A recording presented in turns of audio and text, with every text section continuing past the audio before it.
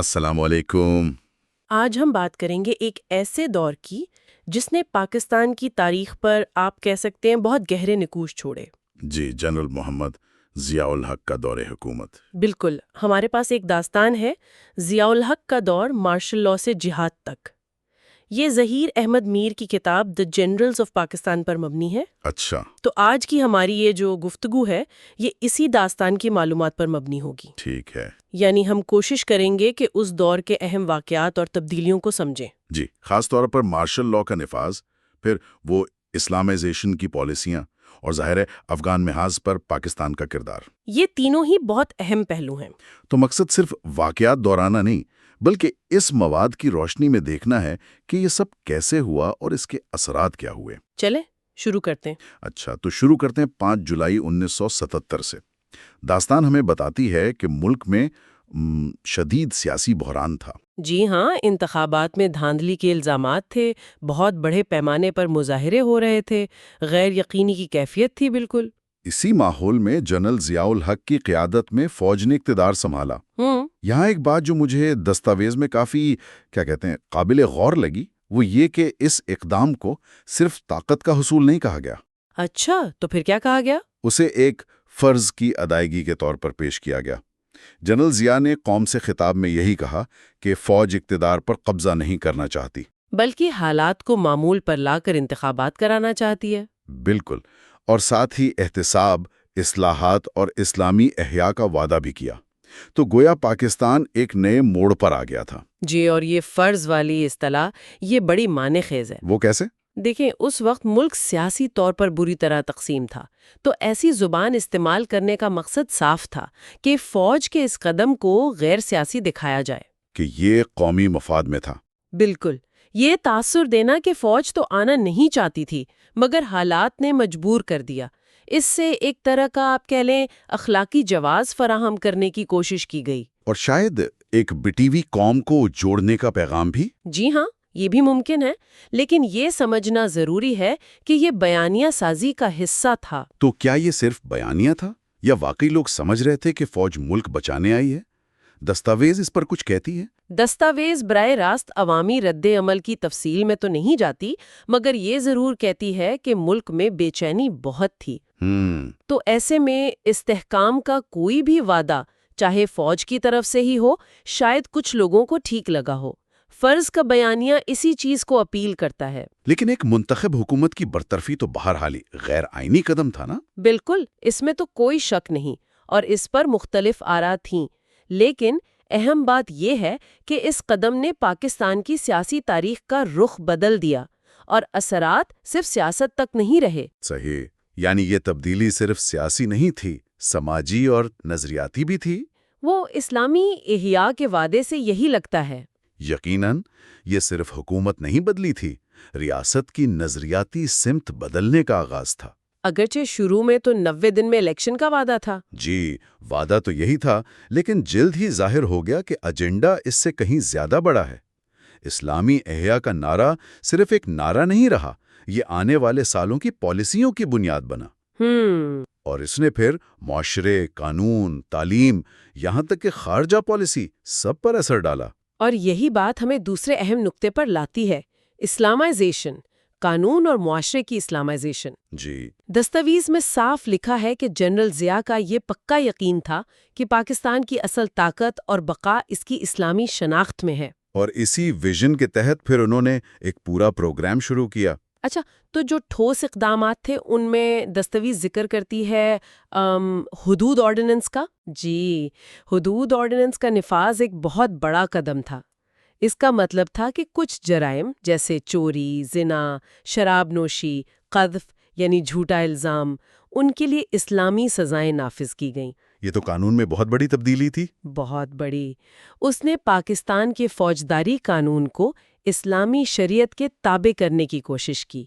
اب اس کے نفاذ اور اثرات پر تو بہت بحث ہے، آج تک ہے۔ صحیح۔ لیکن اس سے ریاست کی نظریاتی سمت میں تبدیلی کا واضح اشارہ ضرور مل گیا۔ اور پھر شریعت بینچوں کا قیام، ان کا کیا کام تھا؟ شریعت بینچ جو بعد میں فیڈرل شریعت کورٹ بنے، ان کا کام تھا موجودہ قوانین کا جائزہ لینا۔ یہ دیکھنا کہ کوئی قانون قرآن و سنت کے خلاف تو نہیں؟ بالکل، اور اگر کوئی قانون اسلامی اصولوں سے ٹکراتا ہوا پایا جاتا تو عدالت حکومت کو اسے بدلنے کا کہہ سکتی تھی۔ یہ پورے قانونی نظام کو اسلامی سانچے میں ڈھالنے کی ایک ادارہ جاتی کوشش تھی۔ دستاویز میں معیشت اور تعلیم میں بھی اسلامی اصلاحات کا ذکر ہے، تفصیل زیادہ نہیں، مگر زکوٰۃ اور عشر کے نظام کو ادارہ جاتی شکل دینے کا خاص طور پر ذکر ہے۔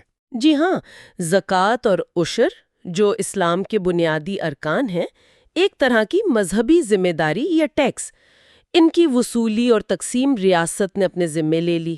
یعنی بینک کھاتوں اور زرعی پیداوار پر کٹوتی شروع ہوئی؟ جی، ایک مخصوص شرح سے۔ اس سے ریاست کو فلاحی کاموں کے لیے وسائل بھی ملے اور معیشت میں اسلامی اصول لانے کی کوشش بھی ہوئی۔ اس پر بھی خاص طور پر نفاذ کے طریقے پر کچھ اختلافات سامنے آئے۔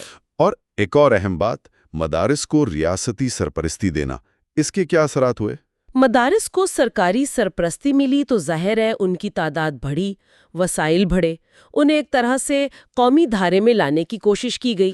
ان کے فارغ التحصیل طلباء کے لیے سرکاری ملازمتوں کی بات بھی ہوئی؟ جی، یہ بھی کہا گیا۔ مقصد شاید یہ تھا کہ مذہبی تعلیم کو منظم کیا جائے اور ریاست کے نظریاتی مقاصد سے ہم آہنگ کیا جائے۔ لیکن ہوا یہ کہ طویل مدت میں اس سے مذہبی اداروں کا سماجی اور سیاسی اثر و رسوخ بہت بڑھ گیا، جس کے نتائج آج بھی محسوس کیے جاتے ہیں۔ بالکل۔ کیا لگتا ہے اس سب کے پیچھے سوچ کیا تھی؟ صرف مقبولیت حاصل کرنا یا واقعی کوئی گہری نظریاتی تبدیلی مقصود تھی؟ جو معلومات ہمارے سامنے ہیں ان سے تو یہی لگتا ہے کہ یہ صرف سطحی تبدیلیاں نہیں تھیں۔ جنرل ضیاء اور ان کی حکومت کا واضح موقف تھا کہ پاکستان اسلام کے نام پر بنا تھا اور اس کی بقا اور ترقی اسی میں ہے کہ اسے ایک حقیقی اسلامی ریاست بنایا جائے۔ تو یہ اقدامات اسی نظریے کا عملی اظہار تھے؟ جی، ایسا ہی لگتا ہے۔ مقصد ایک ایسا معاشرہ اور ریاست بنانا تھا جو اندرونی طور پر اسلامی اصولوں پر چلے اور باہر بھی اپنی اسلامی شناخت سے پہچانا جائے۔ اس میں ایک نظریاتی گہرائی نظر آتی ہے، چاہے نفاذ اور نتائج پر بحث ہو۔ یہ پاکستان کو نظریاتی طور پر مضبوط کرنے کی ایک سنجیدہ کوشش لگتی ہے۔ یہ تو ہوئی ملک کے اندر کی بڑی تبدیلی، لیکن اسی دوران پاکستان کی سرحدوں کے باہر ایک ایسا واقعہ ہوا جس نے نہ صرف ضیاء دور بلکہ پورے خطے کی تاریخ بدل دی۔ آپ دسمبر 1979 افغانستان پر سوویت یونین کے حملے کی بات کر رہے ہیں؟ جی بالکل۔ دستاویز بتاتی ہے کہ پاکستان نے اسے صرف ایک ہمسائے کا مسئلہ نہیں سمجھا۔ نہیں، اسے اپنی قومی سلامتی اور بقا کے لیے براہ راست خطرہ سمجھا گیا۔ یہ ڈر تھا کہ سوویت یونین افغانستان کے بعد پاکستان آ سکتا ہے، خاص طور پر گرم پانیوں تک، بحیرہ عرب تک پہنچنے کے لیے۔ جی ہاں، بلوچستان کے راستے۔ یہ پاکستان کے لیے ایک بہت بڑا خطرہ تھا۔ یہ صرف علاقائی نہیں، عالمی سرد جنگ کا بھی ایک اہم موڑ تھا۔ امریکہ اور اس کے اتحادیوں کے لیے بھی یہ ناقابل قبول تھا۔ بالکل، اور پاکستان جغرافیائی طور پر ایسی جگہ تھا کہ وہ سوویت یونین کے خلاف فرنٹ لائن سٹیٹ بن سکتا تھا۔ جنرل ضیاء نے اس موقع کو پہچانا بھی اور استعمال بھی کیا۔ تو پاکستان کا رد عمل کیا تھا؟ دستاویز کیا کہتی ہے اس بارے میں؟ دستاویز کے مطابق رد عمل بہت واضح تھا۔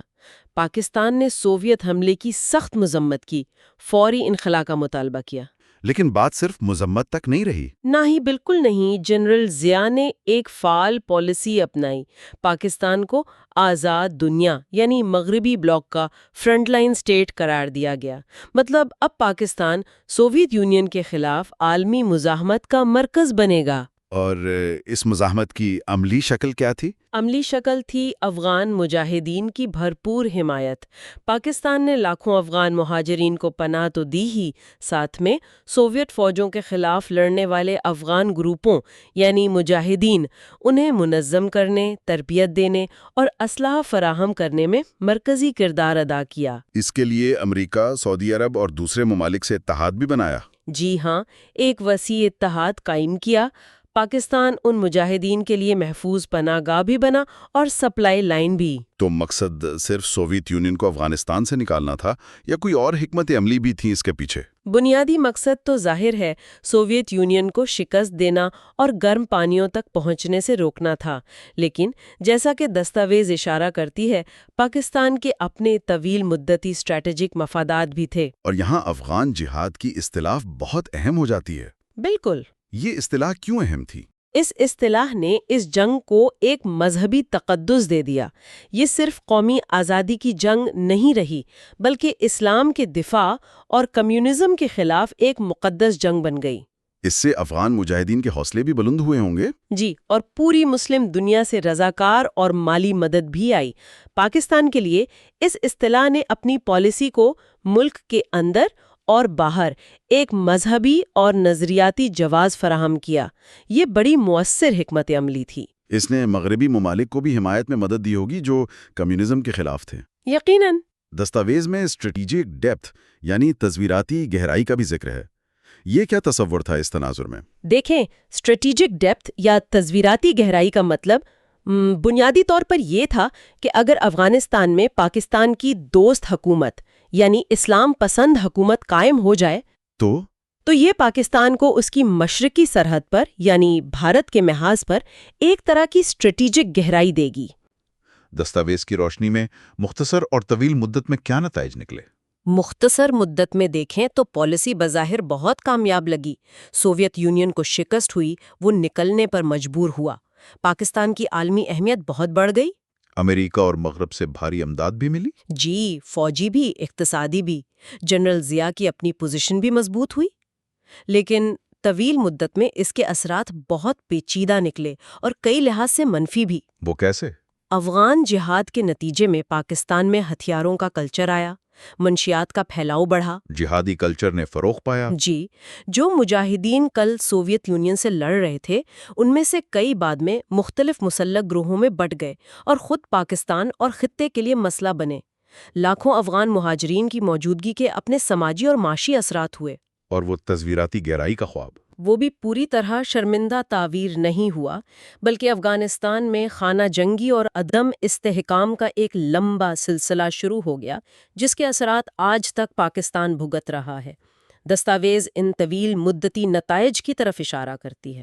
تو اگر ہم اس ساری گفتگو کو سمیٹیں جو ہم نے اس فراہم کردہ مواد کی بنیاد پر کی، تو جنرل ضیاء کا دور 3 بڑے ستونوں پر کھڑا نظر آتا ہے۔ جی، پہلا، مارشل لا جس نے سیاسی دھارا بدلا، فوج اقتدار میں آئی۔ دوسرا، ملک کے اندر اسلامائزیشن کی ایک جامع مہم جس نے قانون، معیشت، معاشرت پر گہرے اثرات ڈالے۔ اور تیسرا، افغانستان میں سوویت یونین کے خلاف وہ فعال کردار جس نے پاکستان کو عالمی اہمیت تو دی لیکن طویل مدتی چیلنجز بھی پیدا کیے۔ بالکل درست۔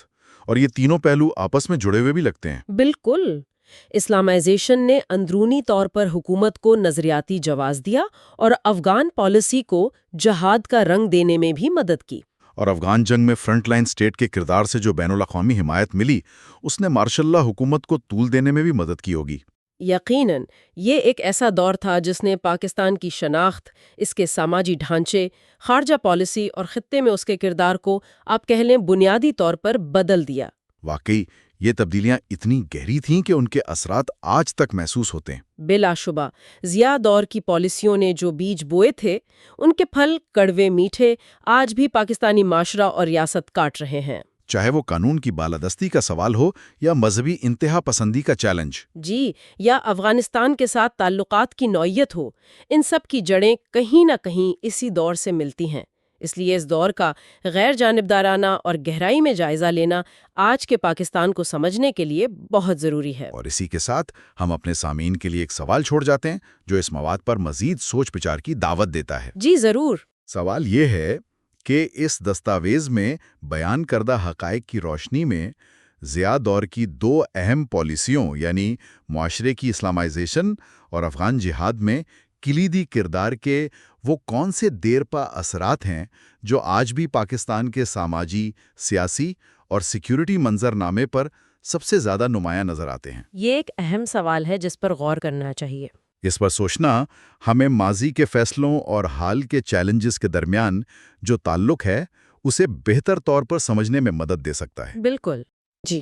ان ذرائع میں بنیادی طور پر ایٹمی پروگرام کی پیش رفت، اس وقت کی معاشی اور سماجی فضا اور اس دور کی مجموعی میراث پر بات کی گئی ہے۔ جی تو ہمارا آج کا مقصد ان تحریروں میں جو اہم نکات ہیں، جو باتیں کہی گئی ہیں اور ان کے پیچھے جو سوچ ہے، اس کو ذرا گہرائی میں سمجھنا ہے۔ بالکل، اور یہ سمجھنا بھی ضروری ہے میرے خیال میں کہ یہ ذرائع 1970 کی دہائی کے اواخر اور پھر پوری 1980s کی دہائی کا احاطہ کرتے ہیں۔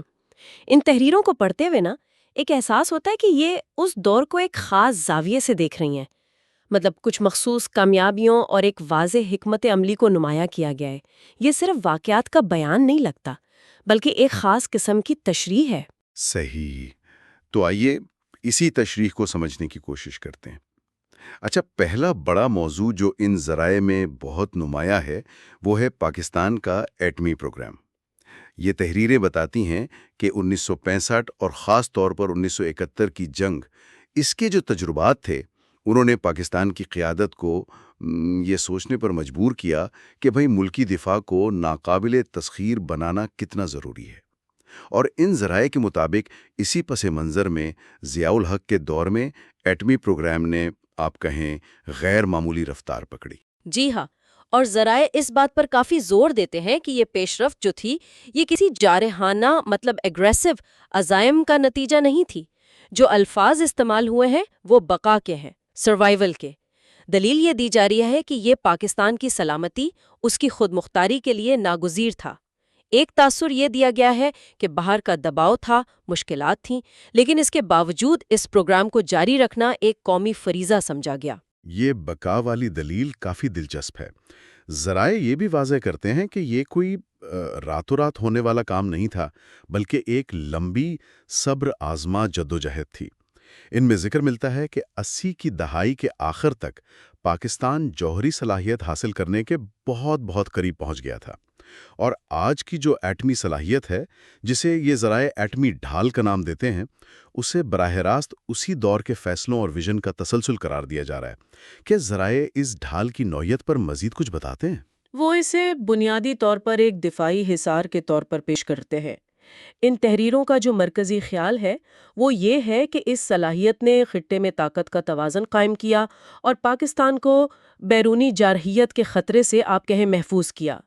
یہاں یہ بات بھی غور کرنے والی ہے کہ ذرائع اس پروگرام کو صرف ایک فوجی منصوبے کے طور پر نہیں دیکھتے، بلکہ اسے ضیاء الحق کی جو وسیع تر قومی سلامتی کی حکمت عملی تھی اس کا ایک اہم ستون قرار دیتے ہیں۔ ان کے مطابق یہ پاکستان کے مستقبل کو محفوظ بنانے کی ایک سوچی سمجھی کوشش تھی۔ تو یہ دفاعی پہلو بہت نمایاں ہے۔ اچھا، اب ذرا دوسرے اہم نقطے کی طرف آتے ہیں جو ان ذرائع میں تفصیل سے بیان ہوا ہے، یعنی معیشت اور معاشرے کی صورتحال۔ یہ تحریریں ایک دعویٰ کرتی نظر آتی ہیں کہ باوجود اس کے کہ اس دور میں پاکستان پر عالمی پابندیاں تھیں اور دوسرے طرح کا دباؤ بھی تھا، ملکی معیشت نے ترقی کی۔ کیا وہ اس کی کوئی ٹھوس مثالیں بھی دیتی ہیں؟ ہاں بالکل، ذرائع خاص طور پر صنعتی پیداوار میں اضافے کا ذکر کرتے ہیں۔ کچھ شعبے جیسے ٹیکسٹائل ہو گیا یا چھوٹے پیمانے کی صنعتیں، ان کا حوالہ دیا جاتا ہے کہ ان میں اضافہ ہوا۔ اس کے علاوہ جو بیرون ملک مقیم پاکستانی تھے، ان کی جانب سے بھیجی جانے والی ترسیلات زر یعنی ریمیٹنسز، ان میں بھی کافی اضافہ ہوا، جس نے نہ صرف زر مبادلے کے ذخائر کو سہارا دیا بلکہ ان ذرائع کے مطابق معاشرے میں ایک نئے متوسط طبقے کے ابھرنے میں بھی اہم کردار ادا کیا، اور یہ متوسط طبقہ ان تحریروں کے مطابق سماجی استحکام کا باعث بھی بنا۔ یہ ترسیلات زر والا نقطہ واقعی اہم ہے، یعنی معاشی ترقی کا اثر صرف اعداد و شمار تک نہیں تھا، بلکہ سماجی سطح پر بھی اس کی جھلک تھی۔ کم از کم ان ذرائع کے مطابق تو یہی لگتا ہے۔ اسی ضمن میں ایک اور پہلو جس پر یہ تحریریں بہت زور دیتی ہیں وہ ہے دفاعی اداروں اور دفاعی صنعت کی مضبوطی۔ فوج اور ISI جیسے اداروں کو مزید مستحکم کرنے کا ذکر تو ہے ہی، لیکن ساتھ ہی دفاعی پیداوار میں خود کفالت کی کوششوں کا بھی حوالہ ملتا ہے۔ جی، اور یہاں مثالیں بھی دی گئی ہیں، جیسے ٹینکوں کی تیاری کے لیے ہیوی انڈسٹریز ٹیکسلا کا کردار یا میزائل ٹیکنالوجی پر تحقیق کا آغاز۔ ان ذرائع میں اس پوری کوشش کو خود کفایت یعنی سیلف ریلائنس کے حصول کی جانب ایک آپ سمجھے فیصلہ کن قدم کے طور پر پیش کیا گیا ہے۔ دلیل یہ دی جا رہی ہے کہ مقصد صرف سرحدوں کا دفاع نہیں تھا، بلکہ ٹیکنالوجی اور صنعتی میدان میں بھی خود انحصاری حاصل کرنی تھی تاکہ ملک کسی بیرونی طاقت کا محتاج نہ رہے۔ اچھا، تو یہ خود کفالت کا تصور صرف فوجی نہیں تھا، بلکہ اس کے معاشی اور صنعتی پہلو بھی تھے۔ ان ذرائع میں ایک دلچسپ ربط قائم کیا گیا ہے: معاشی ترقی، سماجی استحکام، عسکری مضبوطی اور خود انحصاری۔ یہ سب گویا ایک ہی تصویر کے مختلف رنگ ہیں۔ ذرائع یہ تاثر دیتے ہیں کہ یہ سب مل کر پاکستان کو ایک مضبوط مستقبل کی راہ پر ڈال رہے تھے۔ بالکل، ان ذرائع میں جو بیانیہ، جو نیریٹو بنایا جا رہا ہے، اس میں معاشی استحکام اور قومی سلامتی کو لازم و ملزوم دکھایا گیا ہے۔ یہ دلیل دی جاتی ہے کہ ایک مضبوط معیشت ہی مضبوط دفاع کی ضمانت دے سکتی ہے، اور ایک محفوظ ملک ہی معاشی ترقی کی راہ پر چل سکتا ہے۔ اس سوچ میں اداروں، خاص طور پر فوج، ISI اور دفاعی صنعت، ان کی مضبوطی کو مرکزی حیثیت حاصل ہے۔ ان تحریروں کے مطابق یہ ادارے نہ صرف ملک کی جغرافیائی سرحدوں کے محافظ تھے، بلکہ نظریاتی سرحدوں اور قومی مفادات کے بھی نگہبان تھے۔ یہ ملک کی مجموعی مزاحمت یعنی ریزیلینس اور اسٹریٹجک گہرائی، اسٹریٹجک ڈیپتھ کو بڑھانے کی حکمت عملی کا حصہ تھا۔ یہ اسٹریٹجک گہرائی کی بات اہم ہے۔ گویا ان ذرائع کے مطابق ضیاء دور کی پالیسیوں کا مقصد صرف وقتی مسائل کا حل نہیں تھا، بلکہ ایک طویل المدتی ویژن پر عمل درآمد تھا، جس میں پاکستان کو ہر لحاظ سے ایک مضبوط اور خود مختار ریاست بنانا تھا۔ اور یہ ہمیں ان ذرائع کے تیسرے بڑے موضوع کی طرف لے جاتا ہے، یعنی ضیاء الحق کے دور کی میراث۔ ان تحریروں میں اس دور کو محض ایک حکومتی مدت نہیں، بلکہ ایک انقلابی دور یا ٹرانسفارمیٹیو پیریڈ کہا گیا ہے۔ جی ہاں، اور وہ اس انقلاب کے کچھ بنیادی ستون بھی گنواتی ہیں۔ ان میں سر فہرست تو اسلامائزیشن کا عمل ہے، جس کے تحت قوانین اور معاشرتی ڈھانچے میں تبدیلیاں لائی گئیں۔ دوسرا اہم ستون افغان جہاد میں پاکستان کا کردار ہے، جسے ان ذرائع میں نہ صرف ایک علاقائی ضرورت بلکہ ایک نظریاتی فریضے کے طور پر بھی پیش کیا گیا ہے۔ تیسرا، جیسا کہ ہم نے بات کی، ایٹمی پروگرام کی تکمیل ہے، اور چوتھا، اداروں کا استحکام، جسے خاص طور پر ادارہ جاتی استحکام کا نام دیا گیا ہے۔ تو یہ چار ستون، اسلامائزیشن، افغان جہاد، ایٹمی پروگرام اور ادارہ جاتی استحکام، ان ذرائع کے مطابق ضیاء دور کی شناخت ہیں۔ لیکن کیا یہ تحریریں صرف ان کے دور حکومت تک ہی محدود رہتی ہیں، یا ان کی میراث کو آگے بھی چلتا ہوا دیکھتی ہیں؟ ان ذرائع کا موقف تو واضح ہے کہ 1988 میں جنرل ضیاء الحق کی موت کے باوجود ان کا متعارف کردہ ویژن اور پالیسیاں پاکستان کی سمت پر اثر انداز ہوتی رہیں۔ یہ تحریریں یہ دلیل دیتی ہیں کہ ان کے دور میں جو بنیادیں رکھی گئیں، خاص طور پر دفاعی صلاحیت، اداروں کی مضبوطی اور ایک خاص نظریاتی تشخص، وہ بعد کے سالوں میں بھی قائم رہیں۔ گویا ان کے نزدیک ضیاء کی میراث ان کی زندگی سے زیادہ طویل ثابت ہوئی۔ اور اس میراث کا خلاصہ کرتے ہوئے یہ ذرائع ایک خاص تصویر پیش کرتے ہیں، ایک ایسی ریاست جو نظریاتی طور پر واضح ہو، دفاعی طور پر مضبوط ہو اور اپنے فیصلے کرنے میں آزاد ہو۔ ان تحریروں میں ایک جملہ بار بار استعمال ہوتا محسوس ہوتا ہے، یا کم از کم اس کا مفہوم جھلکتا ہے، کہ ضیاء نے اس بات کو یقینی بنانے کی کوشش کی کہ پاکستان مستقبل میں بے ایمان نہ ہو اور بے طاقت نہ ہو۔ یہ کافی مضبوط الفاظ ہیں۔ بالکل، اور اسی تصور کو یہ ذرائع قلعہ اسلام یعنی فورٹریس آف اسلام کا نام دیتے ہیں۔ یہ ایک طاقتور استعارہ ہے جو ایک محفوظ، نظریاتی طور پر متحد اور عسکری طور پر مضبوط پاکستان کا تصور پیش کرتا ہے۔ یہاں یہ یاد دہانی کروانا ضروری ہے کہ یہ تشریح اور یہ تصور ان مخصوص ذرائع کا پیش کردہ ہے جن کا ہم جائزہ لے رہے ہیں۔ یہ اس دور کی واحد یا حتمی تشریح نہیں ہے، بلکہ ایک خاص زاویہ نگاہ ہے جو ان تحریروں میں ملتا ہے۔ صحیح۔ تو اگر ہم ان تمام نکات کو سمیٹیں جو ان زیر بحث ذرائع سے سامنے آئے ہیں، تو چند باتیں بہت واضح ہیں۔ اول، ایٹمی پروگرام کو بنیادی طور پر ملکی بقا اور دفاع کے لیے ناگزیر قرار دیا گیا ہے، نہ کہ جارحیت کے لیے۔ دوم، معاشی ترقی، عسکری طاقت اور خود انحصاری کو ایک مربوط حکمت عملی کے حصے کے طور پر پیش کیا گیا ہے، جس کا مقصد ملک کو اندرونی اور بیرونی طور پر مضبوط بنانا تھا۔ سوم، ضیاء دور کی میراث کو ایک نظریاتی اور ادارہ جاتی استحکام کے تسلسل کے طور پر دیکھا گیا ہے، جسے قلعہ اسلام کے تصور سے تعبیر کیا گیا ہے۔ یہ موٹے طور پر ان ذرائع کا خلاصہ ہے۔ بالکل درست۔ اور جب ہم ان ذرائع پر غور کرتے ہیں تو ایک سوال ذہن میں آتا ہے جو شاید ان تحریروں میں براہ راست مخاطب نہیں کیا گیا، لیکن ان کے بیانیے سے ابھرتا ضرور ہے۔ یہ ذرائع اس دور میں حاصل ہونے والی مضبوطی، خود انحصاری اور قلعہ اسلام کے تصور پر بہت زور دیتے ہیں۔ آج کے تناظر میں اگر دیکھیں تو اس قلعہ اسلام کے تصور کے جیسا کہ ان ذرائع میں بیان کیا گیا ہے، وہ کون سے پہلو ہو سکتے ہیں جن پر مزید غور و فکر ہمیں پاکستان کے ماضی، حال اور مستقبل کے راستے کو سمجھنے میں شاید کچھ مدد دے سکتا ہے؟ یہ ایک ایسا نقطہ ہے جو ہمیں ان فراہم کردہ تحریروں سے حاصل ہونے والی معلومات کی بنیاد پر مزید سوچنے کی دعوت دیتا ہے۔